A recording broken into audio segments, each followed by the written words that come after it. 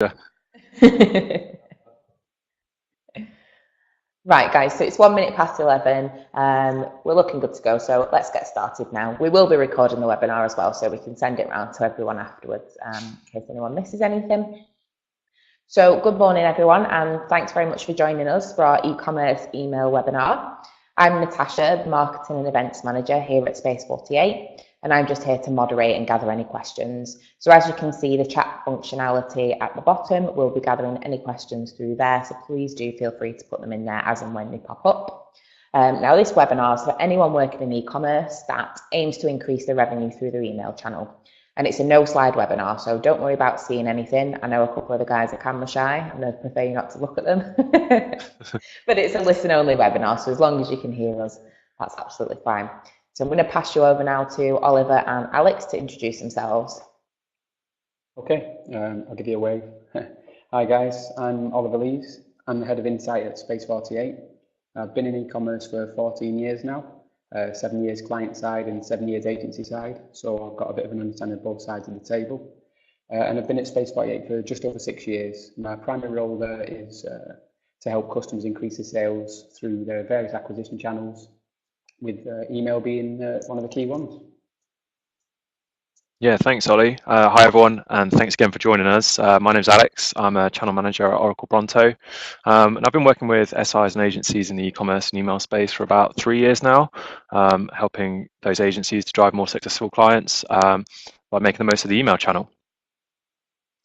Cool, so thanks for introducing yourself, guys. We've asked our attendees some questions, and as I say, you can put them on the chat functionality at any time, but we've got quite a few of our own to get started as well, so I'm going to jump straight in and ask the first question, which is for Alex. So someone wanted to know, Alex, what do you see as the most effective strategies being used to grow mailing lists consistently?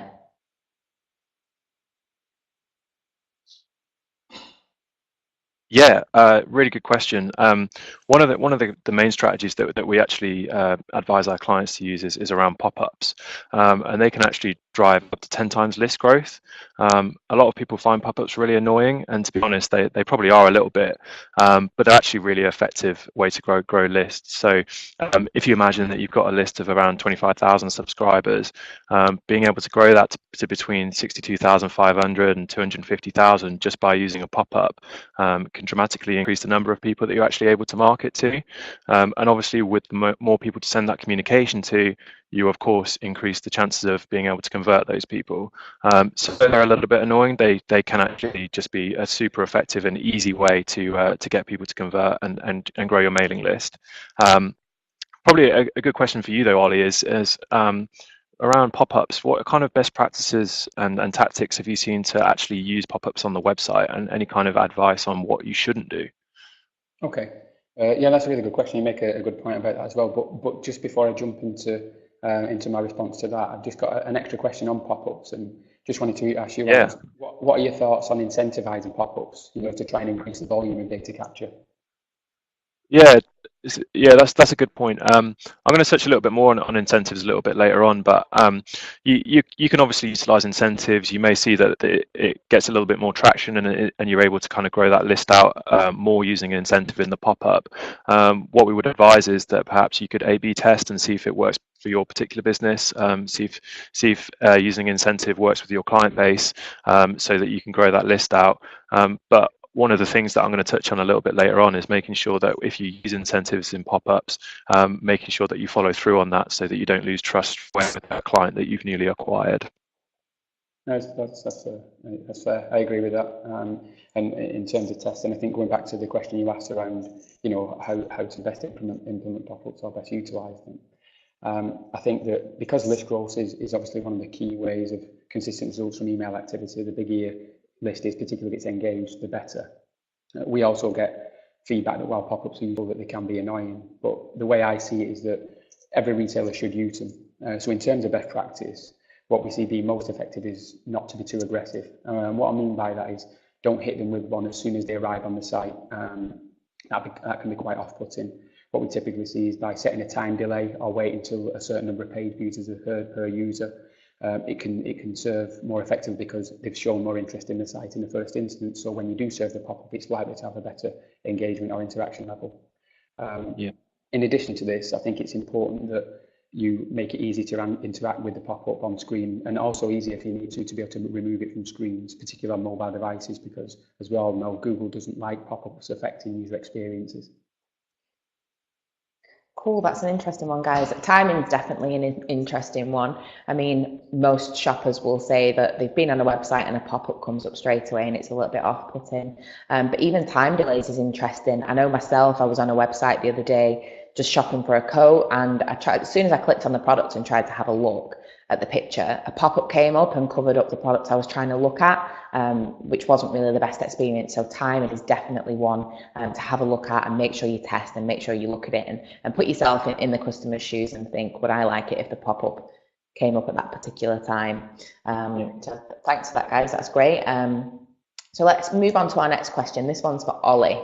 And this question, Ollie, is what tactics do you often see improving conversion from email activity? Okay, well, that's a big question. There's a lot of different things, but I'll cover what I see most effective. So for me, it's about relevancy through personalization and segmentation. It sounds obvious, but to make emails as relevant as possible per user is going to improve conversion. But what we often see is a lot of retailers struggle with that, of how to effectively personalize and segment their user sets without having to get all the preferences from the audiences directly. And a lot of people are therefore put off and just typically end up doing a lot of bulk sends to the same database with the same messages. So if you can get user preferences, that's great and you should do that. But the beauty of activity now is that if uptake isn't great on users giving information to you, you can still personalize and segment with the tools and platforms that are out there to support that. For example, if you want to include relevant products that a users previously viewed but not yet purchased, or you want to show products based on a category users looked at on your site, then something like a Nosto or a Perius or Bunting software that's like a personalization recommendation engines can very easily integrate with email platforms like Bronto, and that alone brings personalization to the table without you having to get extra data from the user specifically. Instead, their actions on site deliver that. Or let's say you want to email individuals out based on the most likely time that they're likely to open it on a per user basis. Again, mentioning Bronto, I know I've worked with that platform, so it offers that functionality as standard where you can send an email out to each user and the system itself will send it to the user based on the time that user is most likely to open. On top of those, the best email platforms can access key sales data from e-commerce platforms such as Magento, Shopify, Shopware, and that allows you to segment users based on things like the number of orders or the total amount spent or the last product purchased, amongst many other things. So you're now doing segmentation based on data-driven activities, and because the users are effectively segmenting themselves for you based on what actions they're taking or what purchases they make. So then it's just down to you as a marketeer to use them segments for real commercial reasons to approach them more relevantly. So by combining those things, you're going to get ultimately much better conversion, and a lot of it doesn't take more time. You're just working smarter. But then what I would say on top of that is what allows all of this to work most effectively is to get the users bought into you as a retailer and brand from the outset. And that's where we see something like a welcome journey that can add real value. But I won't talk too much more now. I've obviously talked quite a bit there. So I think them are the key things that really add value from what I can think of now. Cool. I've got a quick question on that, Ollie. I know you mentioned kind of Bronto and functionality and things that different platforms can do. I know a lot of retailers are using MailChimp. Does MailChimp have similar functionality? Well, in terms of what we've talked about so far, MailChimp's pretty good, to be honest. It does allow for personalization tools to be integrated in. You can segment it using sales data. It's not as easy to set up on MailChimp to segment to talk to things like Magento, like Bronto is, but it does allow it. And there are other elements of email activity that it can do other than just the standard things that a lot of people MailChimp thinks it's just for. Some of which we'll no doubt cover as we go on. But yeah, it's a pretty good platform and it can do quite a lot of other things.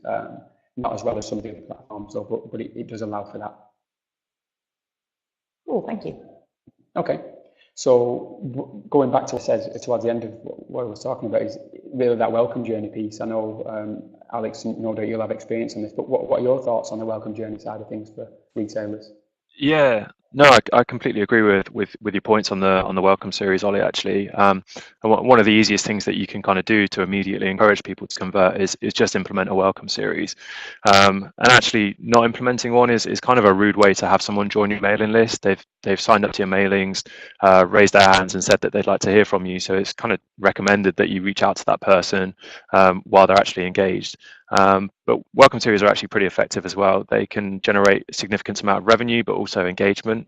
If you think about it broadly speaking, they have an open rate of around 57% compared to 14.6 that's typically seen by standard promotional emails. And going back to that whole incentives thing that we talked about a few moments ago, be sure that if you've used an incentive when you use a pop-up on the website, make sure that that incentive is in your welcome message and it matches the pop-up. There's nothing worse than welcoming someone to your mailing list and then already losing that trust, as I mentioned, with a disparity between the two offers that are in the pop-up and the welcome series. So yeah, I think without doubt you've got to have a welcome series set up. Cool.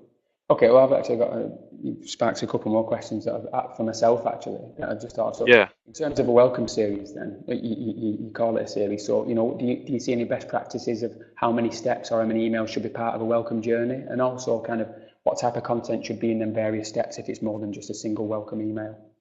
Yeah, it's really good point. It really depends on what kind of content you're including in the welcome series. It depends how many emails that you want to have in there. So typically our clients would have kind of 3 to 5, but it depends what you want to do, what kind of tactics you want to have in there. So if you want to take people down various different paths, then you might have more than that. If you're using a loyalty scheme or something like that, then you maybe want to include one of those, and that might increase the amount of emails in your welcome series. So again, it really depends on the client. It depends exactly what content they're including in there. But generally speaking, 3 to 5 emails makes it. Brilliant. Okay. So other than the welcome series email that we've obviously talked about, and then the typical standard email marketing activity that most retailers are already doing, what other key emails should retailers be sending out to maximise conversions then, in your opinion? Yeah, probably cart recovery is one of the most straightforward ways of encouraging people to obviously complete purchases. I think we've all been bored to death with the stat that 3/4 of carts are abandoned on desktop websites, and stats are even higher on mobile browsers as well. So even just a kind of reminder of the cart and encourage people to finish the purchase, but don't feel like you have to incentivize the customers at this point. But with smarter automation tools, you can also alter the message that's in the cart recovery email depending on where they got to in the checkout. So if you know that they're at the shipping phase, for example, and they abandon the cart, maybe you want to incentivize them with a free shipping offer rather than some kind of revenue, rather than giving up some margin from your product. But all these things can kind of protect valuable margin, and they generally can generate around 10 to 35% of monthly email generated revenue as well. So they can be a pretty strong tool to have in your arsenal of things to do and collect the sort of low-hanging fruit, if you like. From a kind of development side, though, how do you kind of best implement cart recovery processes on the website? How is it best? What's the best practice around that? Okay. Yeah, I mean, what you've said there is brilliant points. I think that cart recovery is invaluable. And again, sorry, I like to ask questions before I answer what you've asked there, because it's a very valid point, and I'll answer on the development side of things. But again, like with the welcome series, do you normally see a best practice in the number of abandoned cart emails in a journey? I mean, I've got my take on it, but yours? I think it kind of goes back to the point of you want to first understand where someone abandoned that cart and at what point decided that they were going to abandon the cart, or maybe didn't decide, and that can alter the type of messaging that you send out to them. But it again, it really depends on the client. I would suggest that that a reminder, a few hours after the cart has been abandoned would be good. But then it really depends on what kind of incentives you want to offer, and kind of altering the messaging depending on how long ago the cart was abandoned as well. But there are some kind of best practice tips around cart recovery emails. Yeah, I think just for my 2 pennies worth, my take is that we typically see what work in best is within an hour of someone abandoning cart, a first message should go out, and then possibly within 24 hours of that first email going, and then usually within 3 to 7 days. And then a final one could be added. This really depends on if you've got quite a complex journey. Say if you're in an industry, let's say bathroom retail, something like that, where it's quite a long journey to purchase, then a fourth one within 14 or even up to 21, 28 days can add value as well. Definitely. I think that the ultimate point there is that abandoned cart is invaluable for all the e-com retailers, and like you've said, testing and finding the best way to do that and how many steps are required and at what point you incentivise and how you do that is key. Going back to your other question around development, I think the key there is to ensure that the technical functionality works correctly. There's nothing worse than sending an abandoned cart email out, and then when the user actually does it takes the desired action and clicks and comes back to the site, then the cart's empty. They've got to then go and add all the products again, and ultimately that's going to deter users from completing the purchase a lot of the time. So you need to make sure through testing that this doesn't happen with your cart recovery activities, and obviously Spaceflight web developers as well. So we typically work with our customers to make sure there's no problems around cookies or making sure we're able to pick up persistent cart functionalities. And there's usually pretty straightforward fixes, but that's the key. If you're going to go to the trouble of sending it them messages which work really well, when people do arrive back on site, they want to have them items that were in cart in the first place to make that purchase much easier if you've got them to take that action. Yeah, technical functionality is a huge one. I mean, did anyone see what happened to Gymshark on Monday? Did indeed. Yeah, so for anyone on the webinar that kind of didn't see this, obviously everybody knows that Gymshark's a huge brand, got a huge following, and when they push out a promotion, there can be a real buzz around it, and everyone wants to get in there first. So there'd been kind of whispers about a big Black Friday lead up. They were calling it a blackout sale this Monday, and there was some really good promotion around it. And then what happened is users were adding things to the cart, and then when they were trying to check out, everything was disappearing, so they couldn't actually buy the products. There was a few technical issues. Now, Gymshark were amazing handling this. I mean, their owner put a big message out there and they did everything to fix it, but it just goes to show the importance of testing with your developers and making sure that your website can handle it before you push all that traffic to it. Yeah, I agree with that. Any other things, Alex, that make a difference? Are there other things that are worth considering? Yeah, probably one of the good things that you can do is just make use of remailing, and that can be just as simple as sending out the same message again to those people who didn't open it with just a different subject line. It seems like such a basic thing to do, but not enough people kind of make use of this quite sort of effective trick. One of our clients, Motor Impel, remailed subscribers who didn't open the email, used a different subject line and a slightly different creative as well, to remind them that an offer would end soon. And they actually provided a 50% boost in revenue over the initial email. So if you want to go even further, you can remail to those people who didn't click through on the email, or maybe change the content in the email as well. But just making use of that from the most basic level can positively affect your email channel and just give you a little revenue boost, just from essentially clicking one button in a platform. So definitely remailing is one thing that I would make use of. Cool. And just a quick one to clarify on that. Not that I want to sales pitch Bronto, but using Bronto, that's an automated facility, isn't it? It's standard in the system. Is that right? Yeah, exactly. So you can just click a button within Bronto and you can remail really easily from the point of send. So automation can be a bit of a scary one, I think, for people, but once it's set up right and everything kind of is as it should be, it's really, really helpful for e-commerce teams, especially those that kind of don't have that much resource to be looking at this all the time. Automation is definitely something that everyone should be looking at. Now, I touched upon it before, and I'm sure everyone's interested to know, is there a good way to leverage your email to support Black Friday campaigns? Yeah, definitely. Do you want to go first, Alex? I'm guessing you've got a point on that as well, or do you want me to go first? Yeah, I don't mind going first. Yeah, with Black Friday, it's an interesting one and obviously quite topical at the moment, with it being this Friday.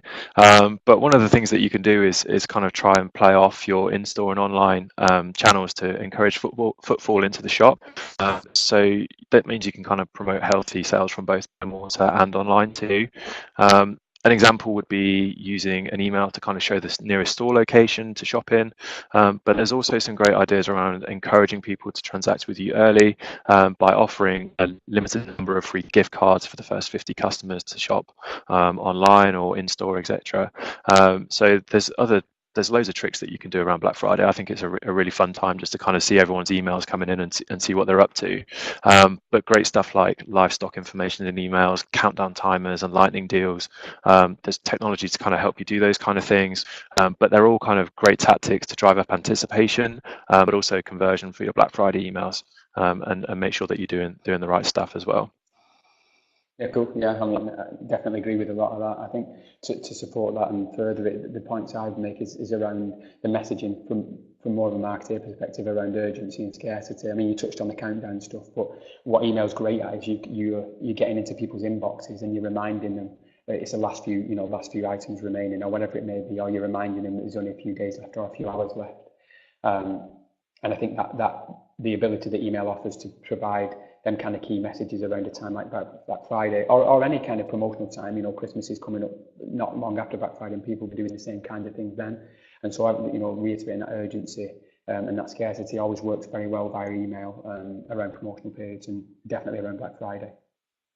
Ollie, quick question on that one. What's the kind of best ways to kind of make a distinction between your regular products on the website and your Black Friday promotional stuff? Is it kind of having a separate section or kind of having it amalgamated with the rest of it? Is there any kind of best practice around that?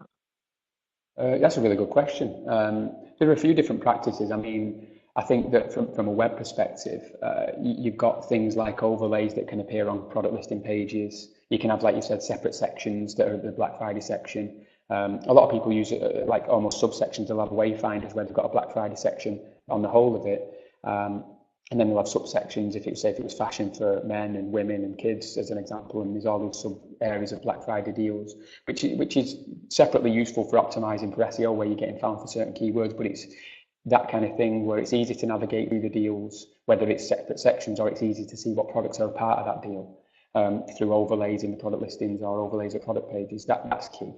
But then separate to that, some people just offer Black Friday deals across the board, so it's about making sure that's really clear, particularly on homepage. But what a lot of people forget is if people don't land on the homepage, is that message still very clear to see on other pages in the site to make sure people are fully aware. So yeah, there's many different ways, but I think all of them are useful, to be honest. Yeah, awesome. Cool, thanks guys. So we're getting on to our final stretch now and our final question. So this one's for you, Alex. We just wanted to know what ways can email be used to help retain newly acquired customers, which is something that a lot of retailers perhaps overlook. Yeah, good question. And it almost goes back to that same point about not ignoring your customers. Once they've made that purchase, obviously you would likely send out a transactional email to them, telling them what they've purchased and with shipping data and all that kind of fun stuff. But actually, this is a really good opportunity to have a post-purchase message too, and follow up with kind of additional care tips for the product that your customers just purchased and any other relevant information, just to show that you really invested in them making the most out of the product that they've bought. But you also shouldn't really miss this opportunity to recommend other products, and Ollie kind of touched on that a little bit before, but as you're gathering more of that purchase data, you know what that customer may be interested in, and you can use things like browse data and data on what other customers have purchased as well alongside that product. And that's a really good opportunity to also make use of your brand's voice and just show your customers what you care about, as well as showing them that you care about what they care about. And hopefully they're the same thing in mind that they're buying from your brand too. So but the kind of key is that personalization. Just ensure that you show that you understand your customers, you understand their buying behaviors, their browsing behaviors, but also communicate that on a medium and at the time that they want to be communicated with. As you start to gather more data from your customers, as they hopefully purchase from you more and purchase from you again, you should be able to get more targeted and have those kind of one-to-one conversations that we're all kind of striving for. So I think that's the kind of the key points around that are really just around making sure that you follow up with your customers, send them relevant information, and just show them that you know them. Ollie, what do you think is the kind of best way to weave in the content as you have those more personalized conversations through email, which is quite a good channel to have those on? How do you have that kind of content and personalized conversation on what's normally a transactional website? Okay. First, I'd like to say that the points you made there were really good, Alex, really good valuable points there. In terms of content, well, it's a really good question. Particularly, obviously, e-commerce it's one of the biggest changes I've seen in e-commerce over more recent times, where content plays a much bigger role than it ever has done. I think it comes from buyers wanting to be an authority nowadays and provide valuable advice through every step of their buying journey. Gone are the days where an e-com retailer just sold products and that would just sell products and that's it. It's not that anymore. Pretty much every e-com site that you look at's got at least a blog. And I think it goes back to the fact that when people shop in store, as they often, still often do, I'm not saying they don't, they obviously do, but they kind of get a standard and extra level of service in the form of advice through salespeople or people in store to help them make the right decisions. And I think people want that online more than ever now. So without stating the obvious, but I will, a frequent blog is a foundation that allows for plenty of non-sales content to be accessed easily, and then more importantly, leveraged through channels like email, as well as other channels such as social. Then on top of that, I think what we're seeing is a significant rise of video and social activity. And you can't overlook weaving those things into your emails and weaving those into your site. So creating videos covering products overviews and product reviews, even using user-generated content that comes in from users via Instagram and things like that, if it's applicable to your retail, your sector or your industry, then using that both on the site, but also importantly, using it in your email activity makes a big difference, so they don't feel they're just being sold to via an email channel. I think kind of to summarise, I think people are always looking to buy products online, and they always will for the foreseeable future. So other than price and promotion, because it's more than that now, you've got to give them clear reasons through advice-driven content a lot of the time as to why they should buy from you versus your competitor. And I think if you do that the right way, and more importantly, you leverage it through the right key channels, like email, then they'll continue to engage with you as a brand, and they'll come back to you and purchase from you as a result of that loyalty to the advice that you're giving them outside of the products that you sell. Sure. That's great. Cool. So I've just got one quick question. Obviously, we've talked about quite a lot of different things. What a lot of it typically entailed or lent towards was quite a lot of automation, whether that be welcome series or abandoned carts, or then personalization and segmentation and things like that, and other automated journeys that can be achieved through different platforms there. So the question I've got, probably more from the client side experience that I have, is how do you handle all that automation going on and you're sending business as usual emails, and also there's going to be transactional emails going out to users? Is there ways, like for example in Bronto, where you can make sure you delay things and you make sure that there's not too many emails sent to a given user in a single day, so you don't feel like you're just spamming users with various emails? Is there ways around that to protect you from it's not oversending? Yeah, no, that's a good point, and I think it gets even more poignant at times when there's a lot of promotional emails going on for things like Black Friday and the holiday season. But one thing you can do is basically use contact throttling. So, and I think you can probably do that in most platforms, but definitely in Bronto, where you can kind of set limits on the amount of emails that are sent out, so that you're not spamming people with too many things, and you're kind of keeping an eye on how many emails you're being sent. It is important to keep an eye on those kind of things at this time of year, especially with so many emails kind of flying about and being sent for different promotional purposes. So yeah, great question, and a really important point. Yeah, cool. So okay, so based on that, I think we're coming up to time, so it might be just worth maybe, Alex, have you got any case studies worth raising in the first instance? Anything worth talking about, some success stories based on the things we've talked about? Yeah, obviously I briefly mentioned Motor Impel as a case study before, and they're a good example of a customer who has implemented some of the strategies that we talked about today. So, I mean, they increased their email-driven revenue by 239% using Bronto, but they did this in part by implementing a welcome series that saw them gain an extra month's revenue over the course of a year, but they also took advantage of remailing, which, as I mentioned before, saw that 50% boost in revenue over the initial email in one of their campaigns. But also around cart recovery as well. We've done some great work with Eloqui, who are a plus-sized fast fashion retailer, and they actually implemented a cart recovery strategy which was automated and saw them convert at 166% higher than their standard promotional email messages. So just to kind of highlight that's the power of those types of messages. They might seem really straightforward things to do. It may even seem like teaching people to suck eggs, but if you can implement them effectively, go back and optimize them, make sure that they're kind of doing the right things for your business, then you can see a massive boost in your revenue. Brilliant. So yeah, that's great. I mean, is it worth me rounding up, Natasha, from just to summarise the key takeaways? Yeah, that'd be great. Yeah.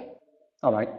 So let me try and get this right and think about what we've covered. So pop-ups, I think that agreement is, at least from myself and Alex and Natasha, you as well, they definitely should be used, but I think the key is you've got to test when to show them, you know, if it's time delayed or even if you're doing it upon users' exits, and also test whether incentives work for your, you know, your demographic, should I say, your users or not. But they definitely should be implemented. And the second points we were making were personalization and segmentation. You know, so if you're not already using a tool for personalization on site and via email like a Nosto or, like I mentioned before, Peerless or Bunting or whatever, then you need to, my urge is for you to consider doing so and definitely integrating it with your email activity.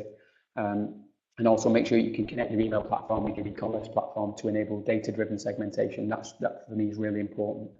I think then we touched on the welcome series. You know, I think it's important to, well, it's not, I think it's definitely important to have one. You kind of touched, Alex, on kind of starting simple and adding more to that journey depending on what you need to get back from the customer, what you feel the customer needs to know about you. And I think you mentioned between 3 and 5 steps works pretty effectively. Yep. And then again on to, I think, cart recovery, similar. I think there needs to be a series. It looks, from my perspective, my experience, that three emails, possibly a fourth, depending on the industry you're in, and timing them correctly, really significantly increases revenue, and that touches upon one of the case studies you mentioned as well.